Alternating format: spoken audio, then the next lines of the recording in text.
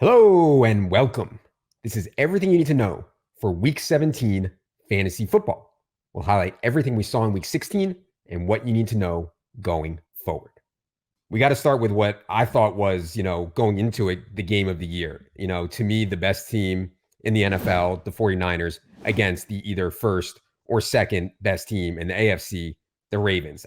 I did not see this coming. I did not see a Brock Purdy complete and utter meltdown coming at home here.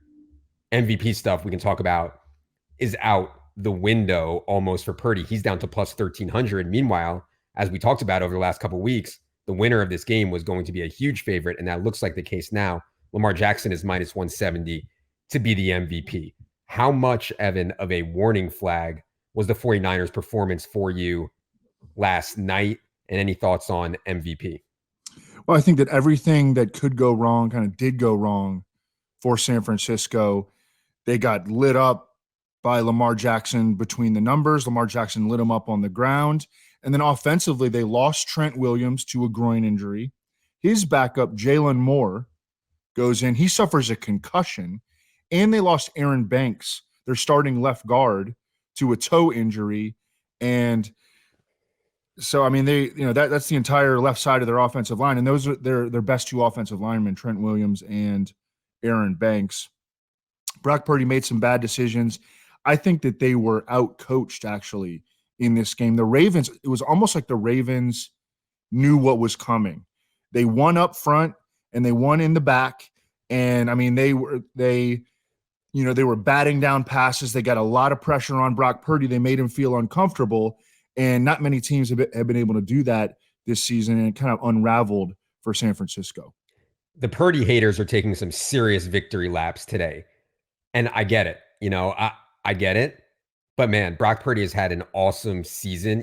Dudes and teams are allowed to have one bad game. In no way am I writing off the 49ers from winning the Super Bowl. They're going to need Trent Williams, though. And it looked like he was on the sideline. It looked like he was in reasonable spirits. I'm hopeful he's able to come back. And they did come out of the game with their skill players intact. They get to play the Commanders this week, do the 49ers. So if you got 49ers stuff through to your championship, I mean, 49ers are going to drop 30 or 40 on the Commanders. We'll get to the Commanders in a little bit here, but my God, this defense is atrocious. So I'm not panicking whatsoever on the 49ers. My Purdy 22-1 MVP, though, is officially GG.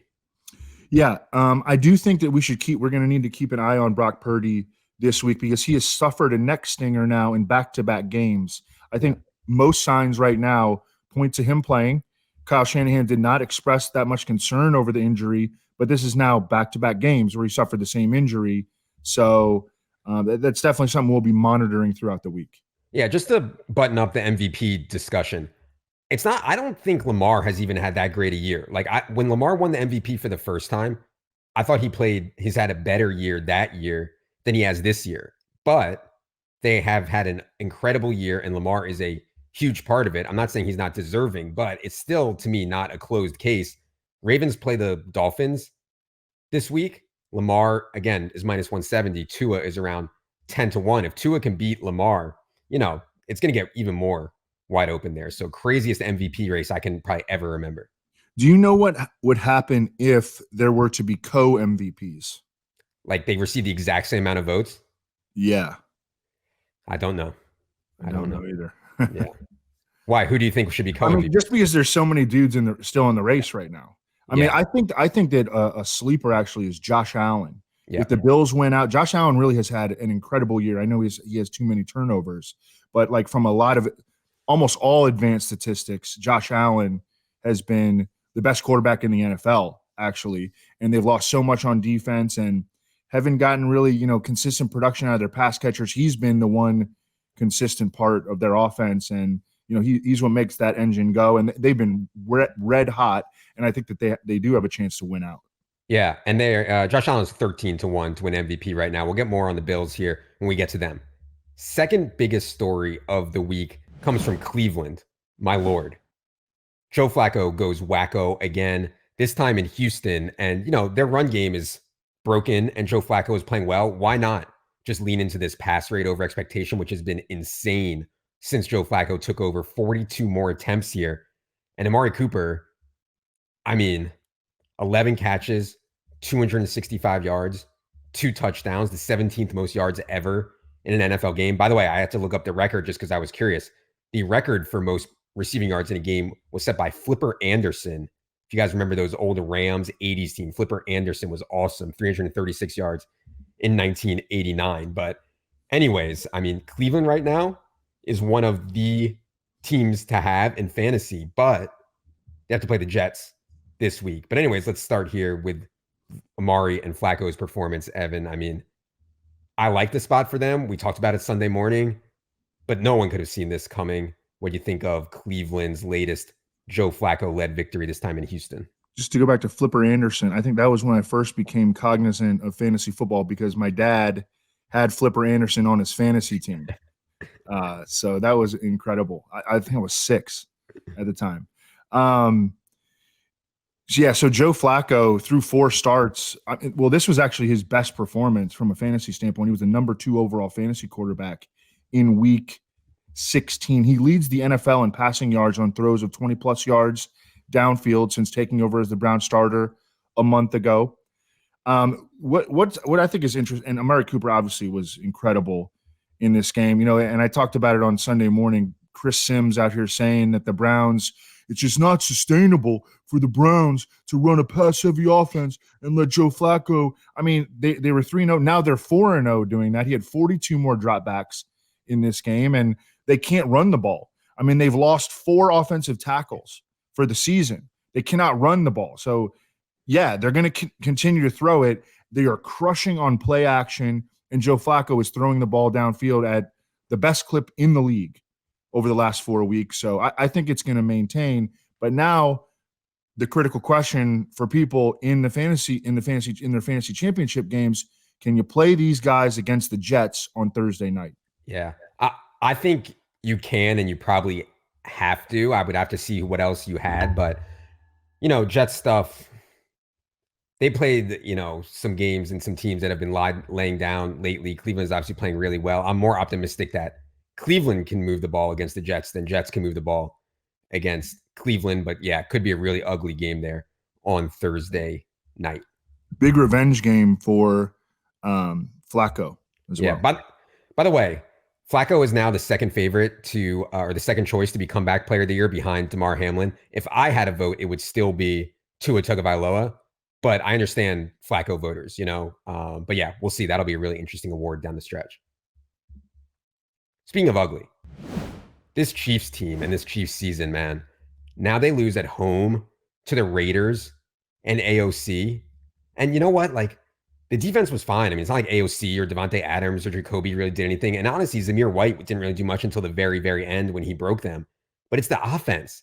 And a home game against the Raiders, it's the offense. The best plays that the Chiefs had were Mahomes' runs. I mean, 4.2 yards per play for the Chiefs here, home against the Raiders. Really, really disappointing. I know we've been talking about this all year, Evan. It feels like panic levels on Chiefs offense are at all-time highs. What do you think of their game against the Raiders? They have protection and receiver problems all over the place. Travis Kelce is not what he used to be. He's got 1 touchdown over his last 8 games. Patrick Mahomes, when pressured since week 13, his passer rating is 0 when pressured. I think he's kind of got the yips in the pocket. He doesn't trust anything that's going on around him right now in terms of his supporting cast. And it's hard to see them recovering. Now, they do get the Bengals this week. And we saw what Mason Rudolph was able to do to them this past weekend. I mean, they might have the worst defense in the league at this point. But I'm not even sure that I think that a matchup like that can really get the Chiefs back to where they have been historically offensively. Yeah, I got a best ball team through to the finals with Isaiah Pacheco. And I was like, man, let me get this team through because Pacheco is going to shred the Bengals. This guy, twice in the same quarter, his helmet comes off. I mean, I don't get it. Buckle the chin strap. And then he gets hit in the head and he gets a concussion. And now he might be out. And by the way, Jerick McKinnon went to IR before this game. And so it was shaping up to be an incredible spot for Isaiah Pacheco. If he can't get cleared, CEH is going to be an awesome play. And I know everybody out there hates CEH, but CEH without McKinnon out there is going to be a good play against the Bengals if Pacheco doesn't get cleared. So that's something to be aware of for anyone still alive. Fourth story of the week, the Minnesota Vikings. So Nick Mullins did throw 4 interceptions, but he also went for 422 passing yards. This Lions pass funnel is incredible. I mean, no one really even tries to run on them. Why would you when you can just shred their secondary? 422 Nick Mullins yards. And yeah, he had Justin Jefferson making some insane plays out there, but he also lost TJ Hawkinson and Jordan Addison, both left with injuries. Have not seen status updates on them. But yeah, Evan, disappointing loss, I think, for Minnesota that they could not stop the Lions on offense, but it's so good to see Justin Jefferson out there balling again, even though I know everybody who drafted Justin Jefferson this year is likely already dead. What do you think of Vikings and how do you think they play going forward? It's hard for me to see Hawkinson and Addison getting back so quickly. Yeah, and KJ Osborne stepped up with a real nice game too. But Nick Mullins threw 4 picks in this game. I think he should have had 2 more, maybe. He also, I believe, fumbled twice. Yeah, he fumbled twice. And now they're talking about like he might not start in week 17 against Green Bay, and they might go to Jaron Hall, the rookie. So I don't know. It's gonna be a situation where we're just hoping to gather information as the week goes on regarding who their starting quarterback is going to be, regarding Jordan Addison, regarding TJ Hawkinson, the right tackle Brian O'Neill, who missed this past week. Yeah, and I mean they're still in the playoff race though, I believe, right? Yeah, I mean basically everyone. Yeah, so it's hard for me to believe that they would go to Jaron Hall. But I also, I mean, just reading the beat writers haven't been talking about Josh Dobbs. I don't know. I guess I would guess that it would be Nick Mullins, but we're going to have to see. Yeah, for sure. And by the way, people were worried about Alexander Madison. As expected, at least what we thought was going to happen is that Madison would be active, but it wouldn't matter. And that's kind of what happened. Ty Chandler played 35 snaps, Madison only 5. Chandler got a touchdown, but did not get very many touches. The team as a whole only got 54 plays off. And a lot of that was due to the turnovers, of course, that Evan talked about. So, yeah, but I still think that Chandler over Madison split is going to be pretty wide going forward. Fifth and final top story of the week comes from Jacksonville, where, I mean, Jacksonville laid an egg. They could not move the ball early against the Bucs. Then Trevor Lawrence hurts his throwing shoulder. And I get it. He didn't have Christian Kirk. He didn't have Zay Jones, but still, man, I mean, Trevor Lawrence has been scary. And I also know he's been banged up. I mean, there's a lot of excuses here for Trevor Lawrence. The update on Tuesday on Trevor Lawrence was it's a shoulder sprain, and they don't know if he'll be able to play here in week 17. Jacksonville are like crumbling, man. Any thoughts on them as we head to week 17 here? They're just running out of guys. I mean, I think I've seen some pretty harsh criticism of Trevor Lawrence, and he's been a little bit up and down really throughout his career, but he's dealing with a sprained right throwing shoulder right now, a high ankle sprain. He had a concussion in there. He's lost Christian Kirk, his safety valve, Zay Jones, if you think that matters, a bunch of offensive linemen. I think it's been really, really difficult, and this team is just they've lost too much talent to be able to be competitive on a week in and week out basis. Can't run the ball at all. Yeah. Travis Etienne is averaging 3.2 yards per carry and 74 total yards from scrimmage over the last 10 games. That's a long stretch to be sitting there at 3.2 yards per carry. I mean, he started out so hot. I thought for sure the rest of the way he was going to be the number 2 fantasy back behind Christian McCaffrey, but he's really petered out. Yeah, Dynasty Bros are in full-blown panic on Travis Etienne. This is why, in my opinion, the only way to build in Dynasty is through wide receiver. Like, it's so volatile. I mean, and every year that Travis Etienne plays is just a year closer to the cliff. There's just no way that Travis Etienne or a player of his caliber at wide receiver would just be struggling so bad for so long. So, yeah, I mean, I'm not panicked on Travis Etienne, but losing a year off a running back's career when he plays so bad is scary. All right. Let's go to alphabetical conference now. We'll start with the NFC and start with the Arizona Cardinals. Cardinals go to Chicago and predictably fail. The one that was frustrating for me on Arizona was Trey McBride. Needed him so badly. It wasn't a great spot, but they didn't have Marquise Brown. 6 catches, 31 yards, 0 touchdowns. It's just really hard for Arizona. Their offense is not explosive. They didn't have Hollywood Brown in this game. Michael Wilson is not it as the wide receiver one. And then the defense just can't stop anything. So it's a mess right now for Arizona, but that was as expected. Evan, any thoughts on the Cardinals' loss in Chicago? Yeah, James Conner led them in rushing and receiving in this game. This was a slow game for Trey McBride, but I mean, he had 8 targets. He had 6 catches. He did not have the big game that he has been having, but I mean, he was still like a tight end one on the week, and gets the Eagles upcoming. So, if you made it through, like, he's going to be an awesome play. The Eagles get torched by tight ends.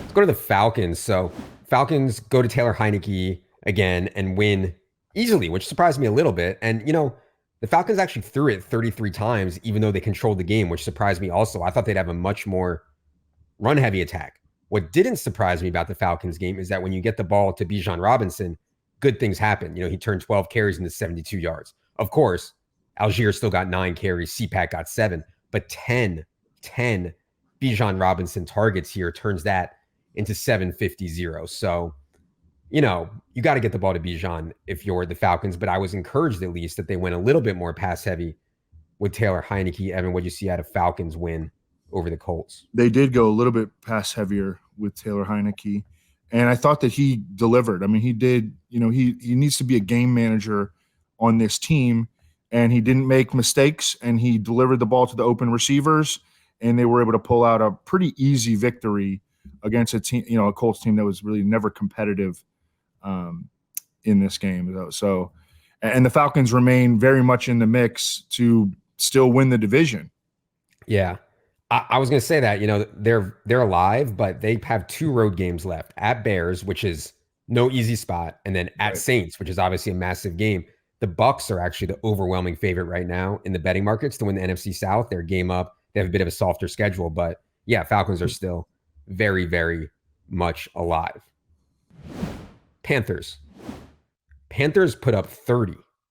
I mean, and I think this speaks to the Packers defense. I mean, we've been working on some of the yards per play allowed stuff by trying to make it less noisy and strip out some stuff. And Packers are one of the worst defenses in the stuff that we're looking at. And they showed it here. They gave 30 points to Bryce Young. Had to be Bryce Young's best game of the year, over 300 yards, 2 touchdowns, no interceptions. What do you think of Bryce's, I guess I'll call it a breakout performance against the Packers? Yeah, he's played well in back-to-back games now. So coming down the stretch, the Panthers have something to potentially build on heading into next season. Now they're going to probably, they're going to replace all the coaches and everything. But, I mean, at least Bryce Young has shown some promise over these last 2 games. Against the Packers, he was 8.7 yards per pass attempt, 2 touchdowns, really good in the second half. Adam Thielen, who had been really quiet for about a 4 or 5 week stretch there, has started to come back on. Chuba, 17 touches, Miles Sanders 4.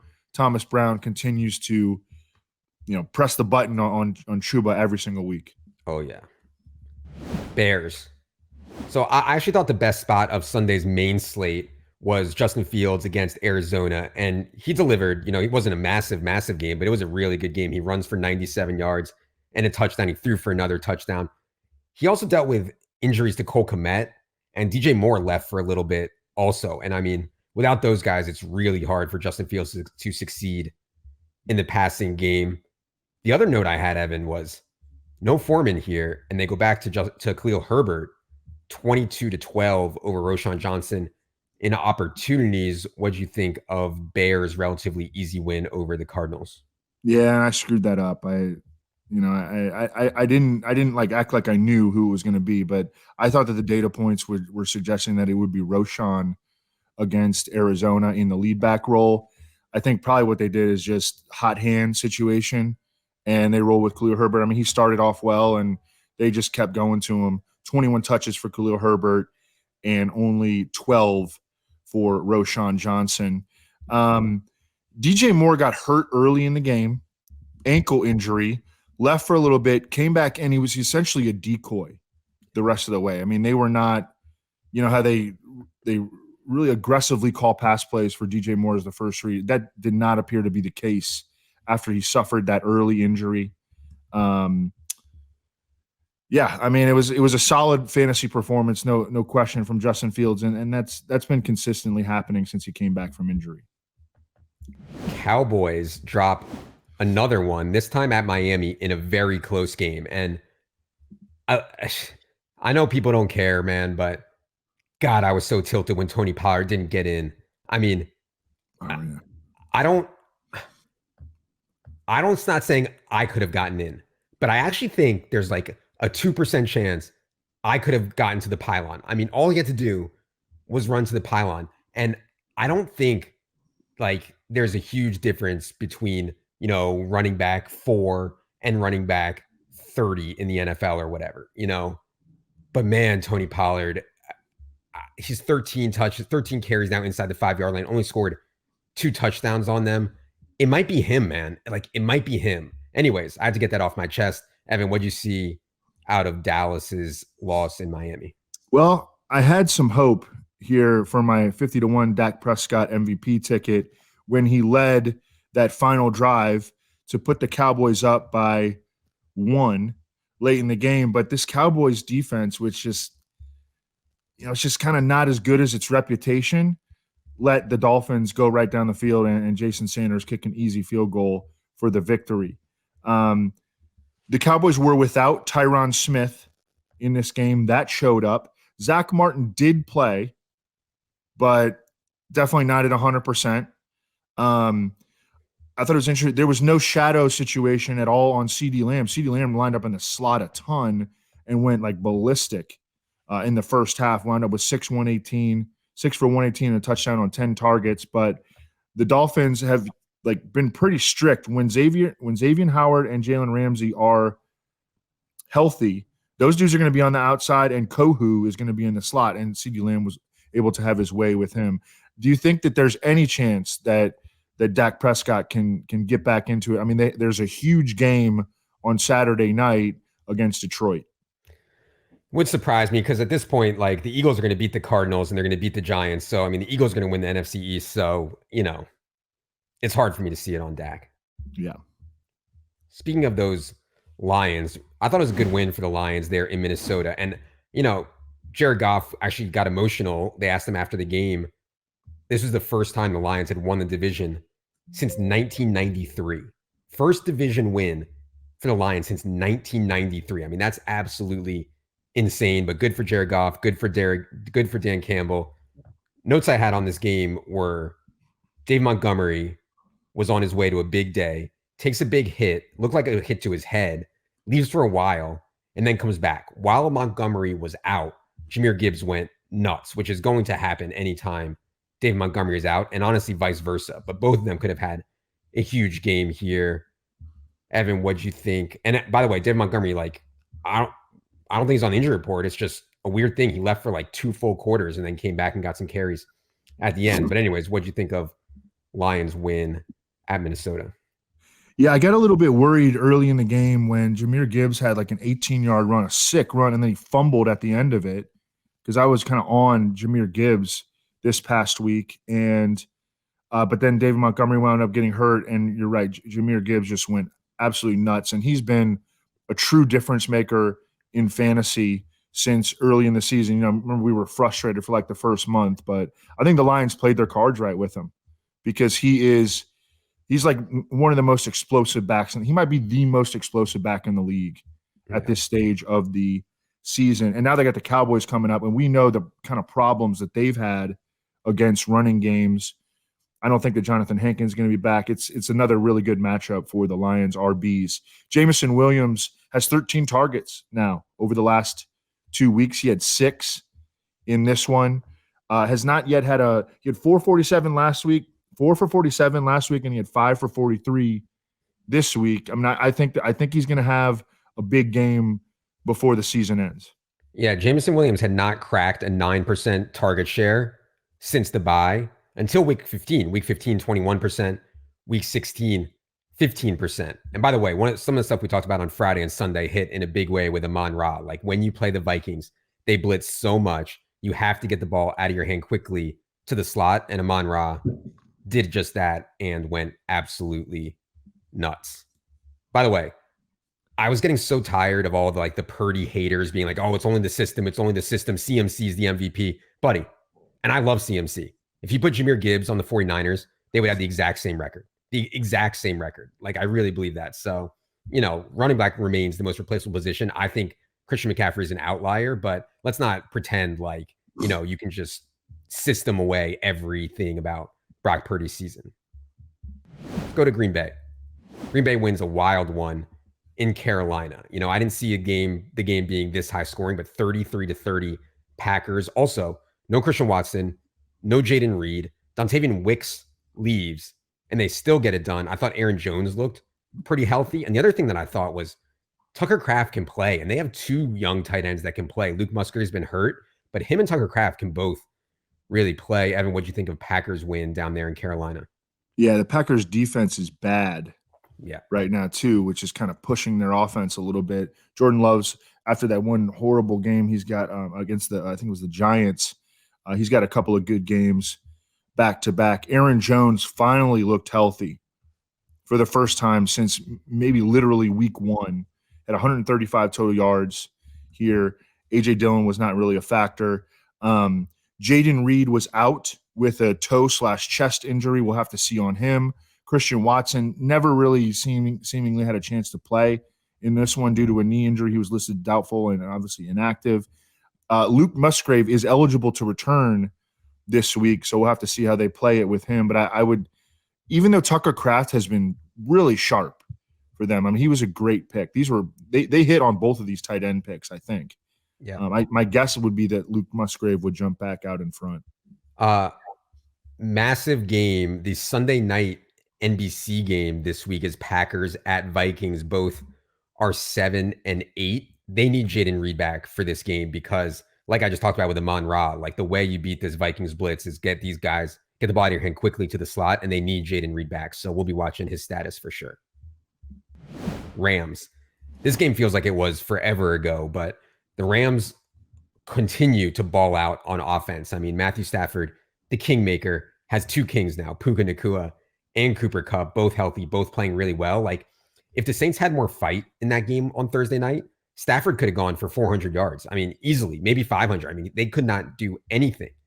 Puka Nacua now has 1,367 receiving yards, only needs, I think it's 129 more to break Jamar Chase's modern era record. We can talk about the Offensive Rookie of the Year debate here in a second, but Evan, I mean, Stafford, Puka, Kupp, Kyren has been like the key to the fantasy season / playoffs. What do you think of Rams' latest outburst this time against the Saints? Yeah, for the majority of the season, Matthew Stafford was like playing well, but not really producing in the box score as much as you might like. But that has changed since he missed week 11.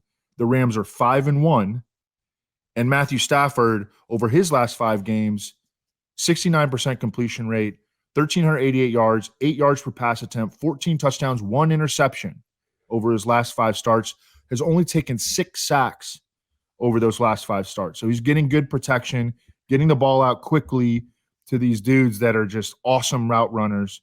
Cooper Kupp is good to go. Puka Nacua has 501 more receiving yards than any other rookie this season. Had against the Saints, he had 11 touches, 180 yards from scrimmage, and a touchdown. Yeah, I mean, I think that he's very much like, it's going to come down to what CJ Stroud does over the final 2 games because, and I saw your tweet today, I don't know if I would vote for CJ Stroud right now, but if he has a quality finish over the last 2 games, he has to get cleared from concussion protocol, then I think that he deserves it. If not, it's got to go to Puka. Yeah, and in any other year, I think it's Puka. I just think Stroud was so outstanding on a bad team. I mean, let's be honest. Without CJ Stroud, this Texans team is awful, awful. So I still think it's Stroud, but yeah, he has to come back and play well. And Puka's deserving as well. That would be one where, like, if it was co-MVP, a co-offensive rookie of the year, I could get on board with that also.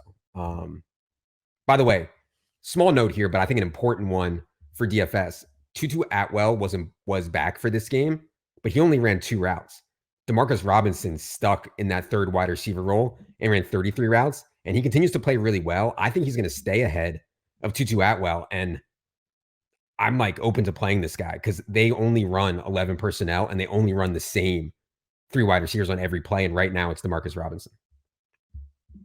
Let's go to Saints on the other side of that game. So, they made a late charge to make the final score look close, but this game was not close. It was 27-7 Rams after 3 quarters.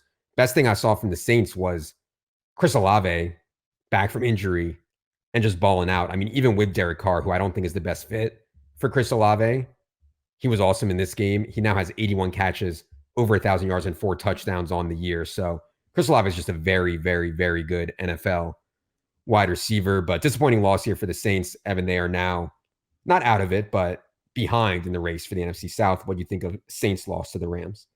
Yeah, and the other note that I had in this game was that Rashid Shaheed, back to full strength, back balling, 5 for 70 and a touchdown. He now has 5 receptions of 40-plus air yards.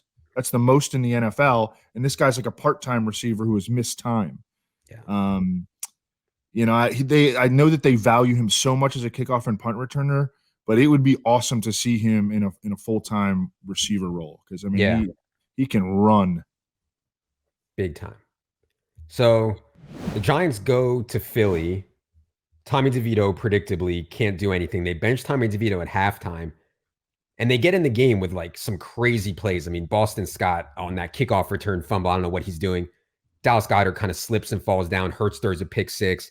Tyrod Taylor comes in, throws a late bomb to Darius Slayton. But it was all kind of fluky stuff. The Giants are really, really bad right now. So it's a mess, an ugly mess for the Giants. Any thoughts on their latest loss this time in Philly?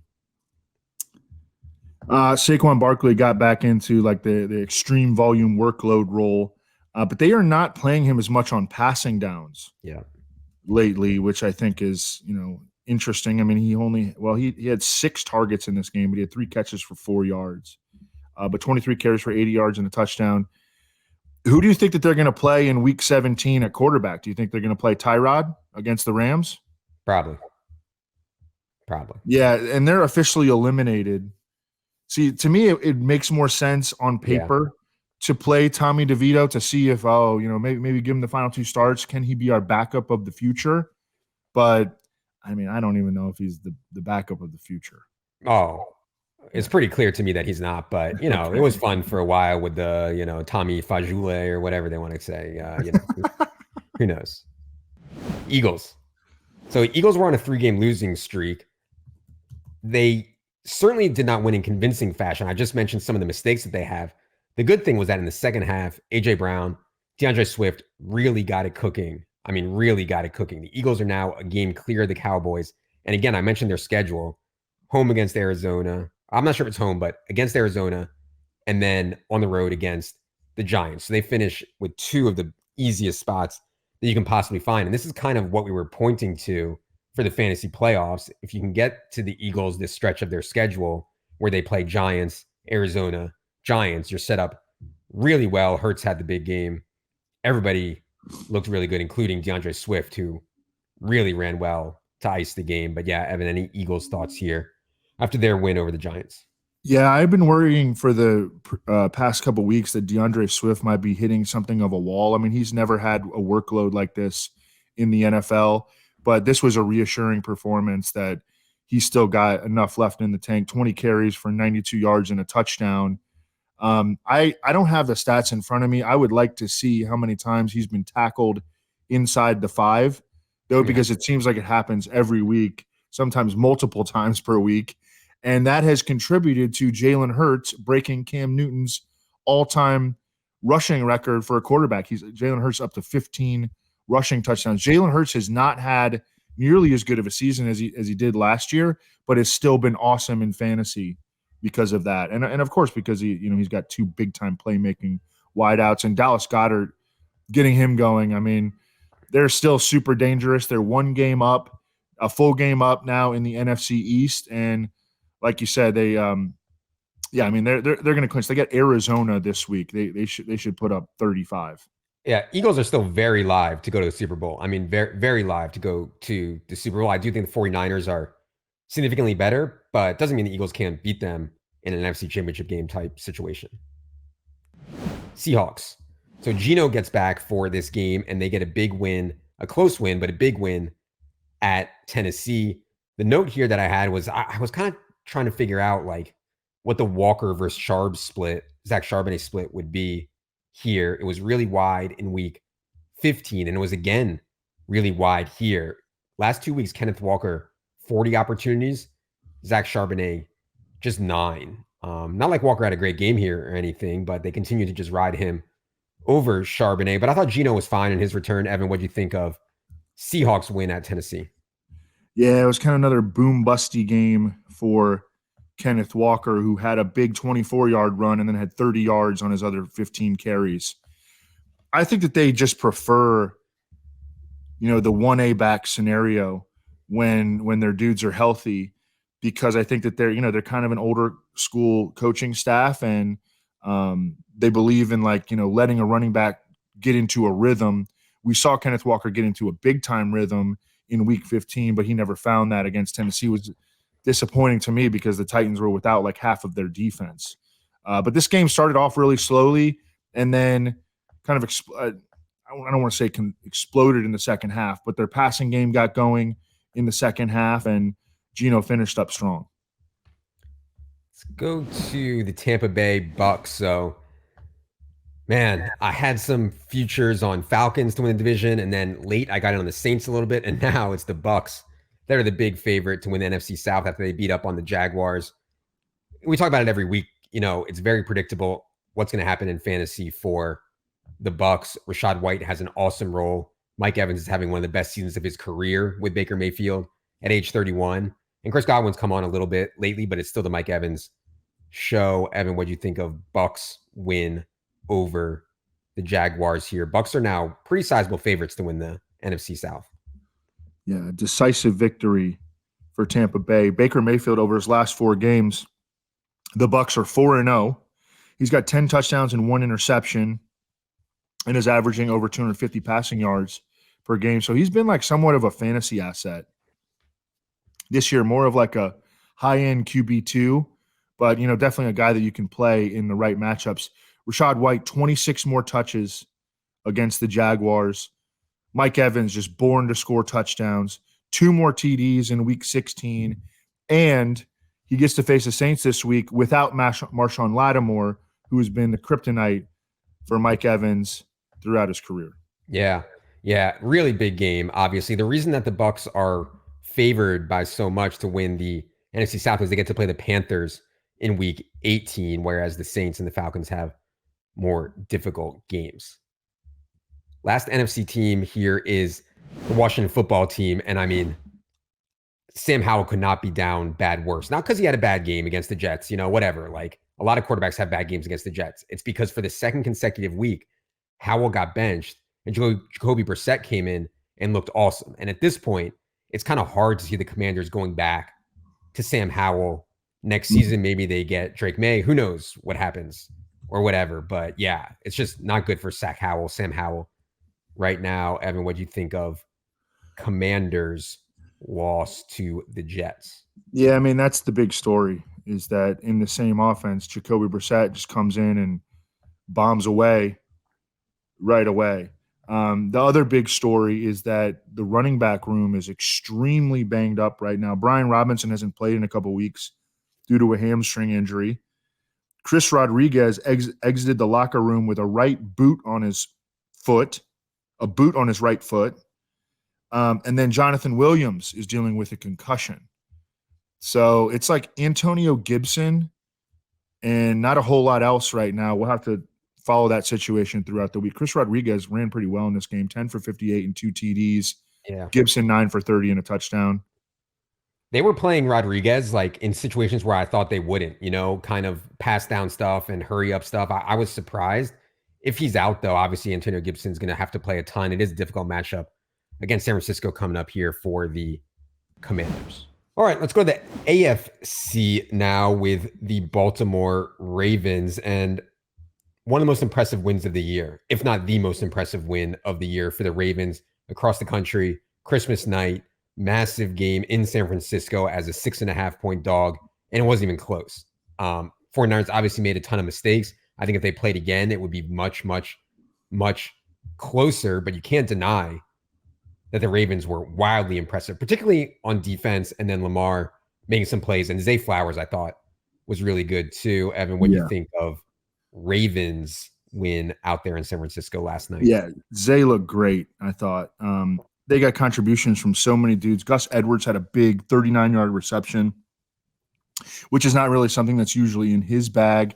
I thought Isaiah Likely, he only went 3 for 56, but he looked great with the ball in his hands. Obviously, Lamar. I'm with you. I think that this was the biggest win of the entire season, and catapulted Lamar into now being the MVP favorite, and I think deservedly so. Yeah, I mean, Zay is so much better than Bateman and Odell and all these guys. They haven't featured him in every game, and it's been some short area stuff. But if they're going to win the Super Bowl, it's got to be a lot of Zay making big plays. I think Aguilar made a play for them too, or at least a couple of plays. Yep. Aguilar has got to be like one of the best fourth wide receivers in the NFL. Bills. So I know the Bills won this game on Saturday night against the Chargers. I was surprised how much they struggled. I mean, everything on the line, but they needed a final minute drive and a field goal to win the game. Gabe Davis in these clean matchups, and Eagles are a clean matchup for Gabe Davis.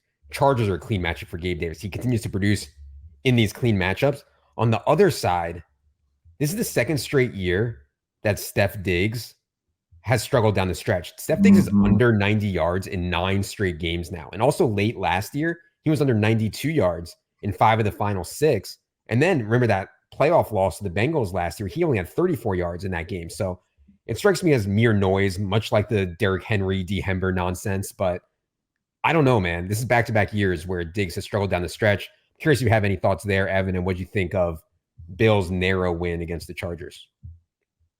Yeah, it was – they did not – and they kind of do this. They're kind of like a topsy-turvy team who, will sometimes play down to their competition. With Stephon Diggs, I mean, he sees a lot of coverage. And it's also during a time period where the Bills pass catchers are at full strength. They've got James Cook rolling. James Cook had a disappointing game in this one. No catches for whatever reason. He had been utilized so heavily in the passing game since Joe Brady had taken over. So that was very disappointing. But James Cook, Gabe Davis, Khalil Shakir has a big role. Dawson Knox is back. Dalton Kincaid, who, by the way, he is like disappeared over the past 2 weeks with Dawson Knox back. But when they're at full strength and defenses are showing a lot of coverage to Stephon Diggs, it's going to be difficult. Josh Allen can run it. He can throw to the other guys. Gabe Davis, who just hitch and go routed the Chargers to death in this game, came in with like 0 catches in 3 of his previous 4. Yeah. But yeah, you're right. In the clean matchups, like against the Eagles and the Chargers, he is absolutely destroyed. Josh Allen threw it 21 times in this game. It's like I'm not going to panic. And in the previous game, he only had 7 completions. Right. And they've gone to some extreme run heavy stuff here. On the Kincaid thing, it was maybe I underrepresented how much or underreacted how much Dawson Knox coming back would hurt Dalton Kincaid. Like I still think Dalton Kincaid can have big games, but with Dawson Knox back there now, it's clearly way less likely. Yeah, Dalton Kincaid has 1 catch over the last 2 weeks. Yeah. Bengals. So this was a Saturday game. Also, Jake Browning goes to Pittsburgh and got exposed, and they didn't have Jamar Chase. And Jake Browning without Jamar Chase at Pittsburgh, a tough place to play. It's not going to be pretty. Jake Browning did salvage the fantasy day with an 80-yard touchdown to T. Higgins. But yeah, really difficult spot here for Jake Browning without Jamar Chase. And he failed. Evan, what'd you think of Bengals loss to the Steelers? Yeah, I think that Jake Browning is probably the classic case of the backup quarterback that comes in, plays well for a short period of time, and then gets exposed. The defensive quarters get more tape on him. They find a couple of weaknesses, and they just keep pressing that button. And the bottom kind of falls out. And the bottom fell out in this one in large part because TJ Watt and Alex Highsmith just dominated the Bengals offensive tackles. The Bengals offensive line has been a problem for like literally forever. It feels like, like 10 years. And it's still a problem today. And that was exposed by Pittsburgh. For my dynasty friends out there, T. Higgins is gone. And I've been thinking about, Joe Burrow's coming back. Who's the best? What are they going to do at wide receiver opposite Jamar Chase? This kid, Andre Iasovis, feels like he's super athletic. Feels like they like him. I thought he looked okay in this game. If I was in a dynasty league, I would make sure that this guy is owned because, again, T. Higgins is almost certainly gone from the Bengals. I love that call. They call him Yoshi in the locker room. And he's a freak athlete. You saw it actually on a play in this game where he went up and got, I think the reception was ruled not a reception, but he went up and just snatched the ball out of the air. Like, I'm with you. I think that's a great, he's an excellent dynasty stash. Bengal. I mean, it's going to be bad for Jake Browning down the stretch. They play at Chiefs versus Browns. I mean, it doesn't get much tougher than that. And Jake Browning will almost certainly fail in those spots. By the way, in my matchup column for this one, I wrote that I had a little bit of concern about T. Higgins, that he might get shadowed by Joey Porter, and he was shadowed by Joey Porter on 32 of 40 routes.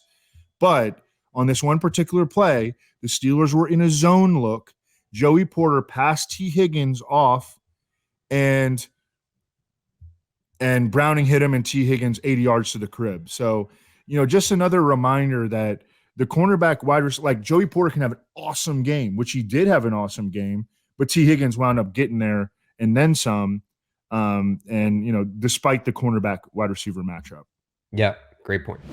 Denver, absolutely awful, humiliating loss for the Broncos. Sunday Night Football, Christmas Eve, home game. Broncos are mega live for the playoffs, and they lose to Bailey Zappi and the Patriots. I mean, I was actually thinking like maybe I would take my kid to a playoff game. He really wants to go to a Broncos game. I have no desire to go to an NFL game, but he really wants to go. And now they're like dead. I mean, you can't lose to Bailey Zappi at home. Evan, what'd you think of Broncos loss to the Patriots there? What was that, Saturday night or Sunday night? Sunday night. Yeah, speaking of going to NFL games, I was thinking at the end, like toward the end of that San Francisco game, the 49ers got spanked, and the San Francisco fans are notorious for fighting. Like, I would not want to be in a Ravens uniform in that environment. My God. I mean, I hope everybody's okay. Yeah, the Broncos with this loss, their playoff probability dropped to 5%. They don't belong in the playoffs anyways. Cortland Sutton suffered a concussion. Yeah. Those are the notes that I had. That hurt them, man, because when Cortland Sutton went out, I mean, Jerry Jeudy stinks, and they don't have no trust in Marvin Mims. So, I mean, Cortland Sutton going out was actually a big injury for them. Texans. I mean, Browns have what I think is the best defense in the entire NFL. And Case Keenum is out there without Tank Dell, without Nico Collins, less than 100%. I mean, they were just dead. I mean, just stone cold dead to have a good offensive game here. Good news for the Texans is CJ Stroud is expected back this week. Home game against the Titans. Any takeaways for you, though, Evan, from the final, hopefully the final Case Keenum start of the season? No, I mean, we're just hoping that Stroud comes back. It was nice. Dameon Pierce has had a rough season. It was nice to see him get involved with a 98-yard kickoff return touchdown. Dalton Schultz looks 100%, and hopefully Stroud will come back and revive Nico Collins. It's a good matchup upcoming against the Titans secondary. I mean, I think he will, and like CJ Stroud's been elevating the talent around him all year. I'm interested in that for DFS if Stroud comes back, like Stroud stuff against the Titans. We'll talk more about that on Friday. Colts. Really disappointing loss for the Colts. They go to Atlanta for a big game for them, and they just weren't in it, I mean, now they were playing without Michael Pittman, and Michael Pittman is so valuable to this offense. Everything they do in the pass game has been through Michael Pittman. So him not being able to play here was really hard for them, and JT just could not get any efficiency going once again. I mean, JT, even when he's been healthy this year, has not had that great of a year. again, really disappointing loss for the Colts to the Falcons. Evan, what'd you see out of them? Yeah, no Zach Moss. I thought like Jonathan Taylor started real well. He scored an early touchdown. He was looking good, and then just the rest of the way, you're right. They could, the Falcons have been really good in run defense all year. So, and the Colts have been really good in run blocking, but the Falcons won at the line of scrimmage, and that hurt JT. A lot of tight end stuff in this game. Kylan Granson led the Colts in receiving. Will Mallory has had a couple of good games. He's a little bit of an interesting dynasty prospect if they could ever settle on playing just one or two tight ends. They play like four, but I mean, he's a guy that definitely should be rostered, I think, in the deeper dynasty leagues. Will Mallory. Colts can still win this division. It's a bit uphill, but they can win the division. They have a home game against the Raiders, we'll get to the Raiders next year, and then a home game against the Texans. So Colts can still win the division. They have 2 home games, and yeah, they need Michael Pittman back, I think, badly. Raiders. Man, what a win for the Raiders. You got to give Antonio Pierce a ton of credit. I mean, this team was a total joke with Josh McDaniels. And they immediately, once Antonio Pierce gets in there, they start playing with more heart. They start playing together more. And by the way, no Josh Jacobs. AOC is the quarterback. And they go to Arrowhead and win a game that the Chiefs really needed. I mean, incredibly impressive win for the Raiders here. Evan, what do you think of Antonio Pierce's latest conquest? Yeah, and they didn't have Josh Jacobs or Michael Mayer in this game. And Colton Miller's out there just gutting it out, their stud left tackle. Jacobs, it seemed like he was going to play for most of the week, but then he popped up with, in addition to his quad injury and illness. So I wonder if he was sick. None of the pass catchers did anything. When Aiden O'Connell throws for 62 yards, no one's going to do anything. Ladarius Sneed of the Chiefs shadowed Devontae Adams, and he's been shadowing quite a bit, and he's like becoming like a little bit of a shutdown corner. Again, we don't want to overemphasize the fantasy impact of cornerback wide receiver matchups, but just something to keep in mind when your wide receivers are going up against the Chiefs. Yeah, 2 defensive touchdowns in like a 7-second span for the Raiders was the key to them winning this game. Zamir White, this is what we talk about with replaceability at running back. I don't think Zamir White's good. I don't think Zamir White is like any kind of stud, but he gets out there against the Chiefs and runs for 140 yards. That would never, ever happen at the wide receiver position. I don't want to say never, ever, but it's way less likely to happen at the wide receiver position where some geek off the street goes for 140 against the Chiefs. It's just, yeah. Yeah, they. I watched Antonio Pierce's post-game speech, and they call him Zeus in the locker room. Zamir White. He runs with abandon. I mean, he runs really hard, but man, he gets caught from behind every single time. He's just a classic sort of early down grinder, I would say. He didn't even have a catch in this game. Yeah. Raiders aren't dead yet. They play at Colts versus Broncos to finish their season. And obviously the players want Antonio Pierce back. And if he win, he might have earned it yesterday to come back, but I think he has. They're 4-3 under him. Yeah. With Aiden O'Connell at quarterback and a bunch of injuries. Yeah. Rosenthal, who's Greg Rosenthal, our old boss at Roto World, who's really good with the playoff machinations and probabilities. He tweeted today that if the Raiders win out, and again, they're playing the Colts and the Broncos, they're going to get into the playoffs in all likelihood. Yeah. Antonio Pierce certainly deserves it, no matter what happens, I think. Chargers. As I mentioned, Chargers really hung in against the Bills with Easton Stick at quarterback. No Keenan Allen, obviously no big Mike Williams. Austin Eckler, shell of himself. Quentin Johnston continues to fail on massive opportunity, but somehow they stuck in this game for a long, long time against the Bills. It's just hard. I like Josh Palmer. I think Gerald Everett's fine. Eckler's clearly playing hurt. It's just hard for me to find fantasy plays here, but they continue to play out the string. Evan, what do you think of Chargers' narrow loss to the Bills? Just that now that they're officially eliminated, there's really no reason for Keenan Allen to come back. So I wouldn't expect to see him over the final 2 games. Josh Palmer's led him in receiving in back-to-back weeks. Easton Stick got it going as a runner a little bit in this one, and I was hoping that I don't really have any takeaways other than to complain about my prop bets that I lost in week 15. And then now he goes over the prop in week 16. Yeah. We call that flop lag. Flop lag. Yeah. And with them eliminated from the playoffs, like Eckler is like, a warrior and a team guy and such a good dude. I bet he plays out the string. But if I was him, I'd be like, screw you guys. You guys didn't want to give me money. And now we're out of the playoffs. And you want me to go out there for 40 more touches when I could get hurt and I'm, I need to make money next year. Like, yeah, if I was Austin Eckler, I'd be like, nah, man, like, that's not it. Dolphins. Good win for the Dolphins. They get a last-second field goal to beat the Cowboys. Dolphins move to 11-4. Very early in this game, Tyreek Hill had what should have been a 95-yard touchdown hit him in the hands. It wasn't like the easiest catch in the world, but for Tyreek Hill, it was a pretty routine catch he would have taken for 95 yards. And he still finished with 9.99.0. Guy is just such a freak. Anyways, the Jalen Waddle thing is brutal for me. Both of my teams that got through in best ball have Jalen Waddle. Looks like a high ankle sprain for him. The other note that I had was Raheem Mostert went down for a bit in this game, and I was like, oh boy, here we go. Let's get some Devon Achane. But it was Jeff Wilson. And it just didn't seem like they want to extend Devon Achane beyond this limited special package role that they've had him in. So, yeah, tough there on the Achane stuff. And what do you think of Dolphins' win over the Cowboys?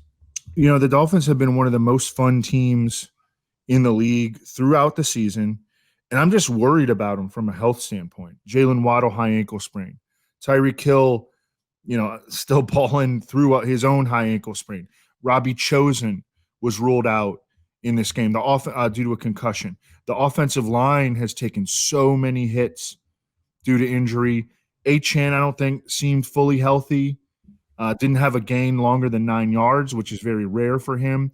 And Raheem Mostert, although we got banged up early, McDaniel I don't know exactly what his injury was, but McDaniel was talking about how they had to limit him in the second half and protect him from himself because he was in a lot of pain. He wanted to be out there, but I don't know. They just have so many injuries right now, and I wonder if that's going to catch up to them. They have a massive game against Baltimore this week. Yeah, and it's obviously the Dolphins are 11-4. Ravens are 12-3. They're both angling for the bye. Dolphins really need the bye to get healthy. Really could use the bye to get healthy. Patriots. Bailey Zappi has these moments where he can actually look good. Not prolonged moments, but moments where he can. And this was one of those moments. He had some really good plays against the Broncos. They go in there to Denver and win the game. And Zeke looking better than Pollard on the same day is like too much for me to handle. Like I can't take it, because Zeke like hurdling guys and getting into the end zone while Tony Pollard looks like total dust out there. It's like too much for my stomach to take. So that was painful. Evan, what do you think of Patriots win out there in Denver? Zappi loves throwing to Zeke. Zappi on the season has thrown 31 passes to Ezekiel Elliott. Next closest are Devontae Parker and Pop Douglas at 21. So Bailey Zappi has thrown 10 more passes to Ezekiel Elliott than any other Patriot. And Zappi has been, he's been getting completions over his last 3 starts. And this is against 3 solid defenses, Pittsburgh, Kansas City, and Denver. 73% completion rate, 676 yards, 7.4 yards per pass attempt, 6 touchdowns, 2 interceptions. Now he's got Buffalo, a little bit of a Jekyll and Hyde defense due to all their injuries. But Bailey Zappi, he's definitely played better than Mac Jones. And in this one, he played without Hunter Henry, who was inactive due to a knee injury. Let's go to the Jets. Trevor Siemian gets the nod here, and my lord, Trevor Siemian unlocked Breece Hall, or the Washington defense unlocked Breece Hall. It doesn't matter. Breece is just absolutely insane. Breece now has 65 catches in 15 games, despite being part-time for a lot of the year, and despite playing with Zach Wilson, Trevor Siemian for most of the year. If Aaron Rodgers comes back next year, and I assume he will, Breece Hall is probably going to be a top 5 fantasy pick. The way he catches the football and how explosive he is as a runner, Breece Hall is really something. Of course, when you play the Commanders, Evan, everybody looks like something. Them and the Bengals, the Commanders and the Bengals and the Lions pass defense are like 3 of the best spots to face right now. What do you think of Brees and the Jets going off against the Commies? 32 touches, 77% of the snaps for Brees Hall, both season and I believe career highs. He got 16 targets from Trevor Siemian, 33% target share. That is just wild. And then this week on Thursday night, it's going to be Siemian again. And Brees Hall and the Browns have given up a ton of receptions to RBs. I know that you expressed concern about the matchup. It's a brutal matchup. The Jets, it could be a really low scoring game. The total is like 38. Yeah. But that's one thing you can hang your hat on is that Brees Hall is so heavily utilized in the passing game, particularly by Trevor Siemian, and the Browns have given up the seventh most receptions to running backs. Yeah, I mean, every team I have left, season-long best ball, they all have Brees Hall, and it's like, God, I got here, and now they play Thursday night, short week in Cleveland. I'm sure the weather's not going to be great. Doesn't feel great. I don't feel like they're going to get a lot of first downs, but yeah, me either. But maybe we can get like 6 catches out of Brees, and maybe that'll be enough. Steelers. Mason Rudolph draws the start here. I mean, like on that first slant to Pickens, it was just a simple slant. I don't know how that went for an 86-yard touchdown, but it did. And then Mason Rudolph kind of settled in from there and was fine. Pickens finishes with a career game 195-2. But I don't want to make some like grand takeaways from Mason Rudolph and George Pickens because it was against the Bengals. I mean, this defense is just egregious. It sounds like they're going to go back to Mason Rudolph this week, even if Kenny Pickett or whoever else can play. Evan, what do you think of Rudolph and Pickens going off on Saturday? Yeah, it was kind of like Mason Rudolph back at Oklahoma State when he used to throw bombs to James Washington. You remember James Washington, who we always thought he'd go off with Mason Rudolph because of the shower narrative, and he never did. They were the original shower narrative. They were actually like boys. They were like friends and everything. That one made sense. Yeah. Yeah. But because I mean they were hitting downfield plays. Mason Rudolph is like kind of a good athlete, not like a plus yardage scrambler, but I mean he can move around and create some space for himself and throw balls down the football field. And George Pickens went and got him. George Pickens is an extremely talented player. He went for over 800 yards as a rookie last year. He's over 1,000 this year. Chidobe Awuzie could just not run with George Pickens. And I also thought it was like there's like love for Mason Rudolph in the locker room. There was definitely love in the stands because they were cheering Mason Rudolph. And then I don't know the way that Alex Highsmith like talked about Mason Rudolph, because Mason Rudolph has gone through some shit, and I wrote him up like he was an absolute bum in my matchups for Bengals Steelers, and it is what it is. But I mean he's gone through some really tough times. He was on the practice squad, after being like their starter for a while. The whole thing with Josina Anderson and Myles Garrett, and I thought it was kind of a cool story, even though I look like an idiot for my write up. He made me look like an absolute idiot, but I'm fine with that. Steelers are still alive for the playoffs, but it's very thin, and they have 2 tough spots at Seattle, at Baltimore to end it. I don't think the Steelers are going to make the playoffs, but they're at least still alive. Not alive is the Tennessee Titans, last team we're going to do here today. Meaningless game. Ryan Tannehill returns to the saddle. Did not unlock DeAndre Hopkins. Did not unlock Traylon Burks. Chig was fine. Just from a long-term perspective with the season dead, Tajee Spears is showing like real pass catching ability out of the backfield. I mean, he hasn't played a ton this year, and he has 45 catches on the season, and he's shown juice in the run game, 4.7 yards per carry. Derrick Henry already said he doesn't really expect to be back next year. Tajee Spears, we'll see what they do at offense, at quarterback and everything, but Tajee Spears is going to be someone we're going to be talking a lot this offseason. Evan, what do you think of Titans loss to the Seahawks? Yeah, I think that Tajee Spears has been one of the few bright spots for the Titans this year, and I also think that Chig Okonkwo has been a bright spot for them over the last 4 or 5 weeks. He had his best game of the season here, 6 for 63 and a touchdown. The touchdown came via Derrick Henry. And, I hate to remind you, but it is December. Despite your best efforts, to pretend that it is not. Derrick Henry, a rushing touchdown, a receiving pass, a 12-yard pass to Chig for a score, 20 touches, 99 yards. He's still got a little bit left in the tank. I think he's actually had a decent year or a good year, actually, Yeah. Derrick Henry. And like we talked about last week, like Cowboys could have used Derrick Henry this year, and they could probably use him next year as well. All right. That is going to do it for the Week 17 team-by-team preview. Huge good luck to everyone in their fantasy championship games coming up this weekend. We'll be back Friday night for subscribers to talk about the DFS slate. For Evan, for producer Ryan, for producer Luke, I am Adam. Good luck, everybody.